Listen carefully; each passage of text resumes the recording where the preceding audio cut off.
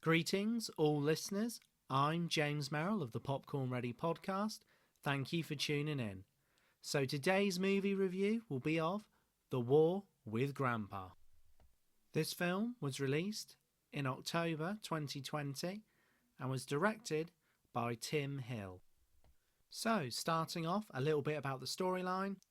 In a nutshell, Peter's grandpa, who is played by Robert De Niro, is forced to stay with the young family because Peter's mum is increasingly worried by him, especially as he's starting to get quite old now.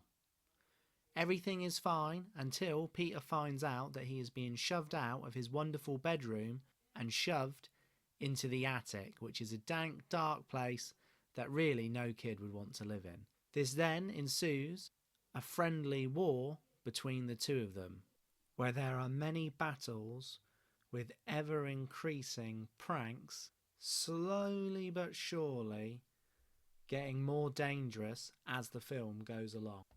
So from that, I'm sure you can all guess this is basically a family comedy movie where the storyline is a bit linear at points. You can kind of guess what is going to eventually happen.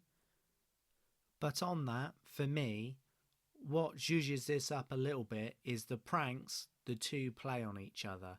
I couldn't see some of them coming, which was very good. Some of the highlights of War with Grandpa is definitely Oakes Fegley as Peter and the relationship and chemistry they then share with the granddad, Robert De Niro.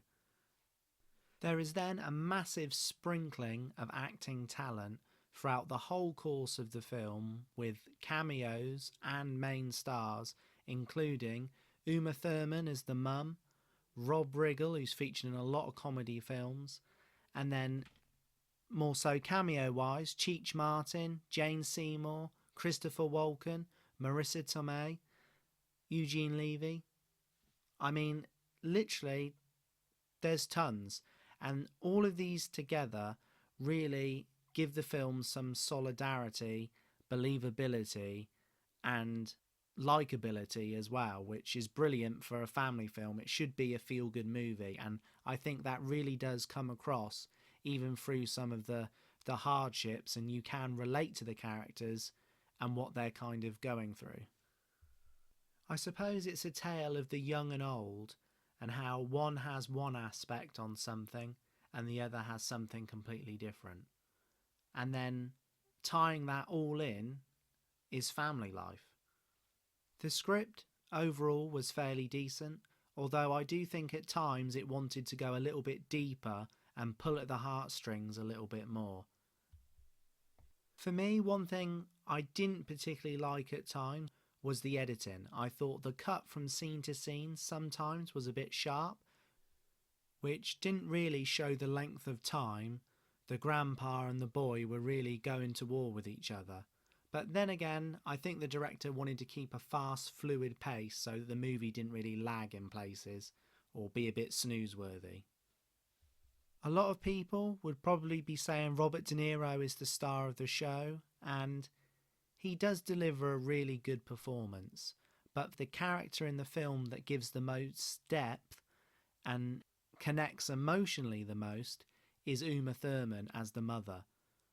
You really feel that she does care about her whole family, most importantly her dad. The film also could have explored more funny scenes with some of the more cameo cast in the grandpa's friends, like for instance from Cheech. He could have had all sorts of funny scenes, but again, they don't feature him too much away from the main two characters.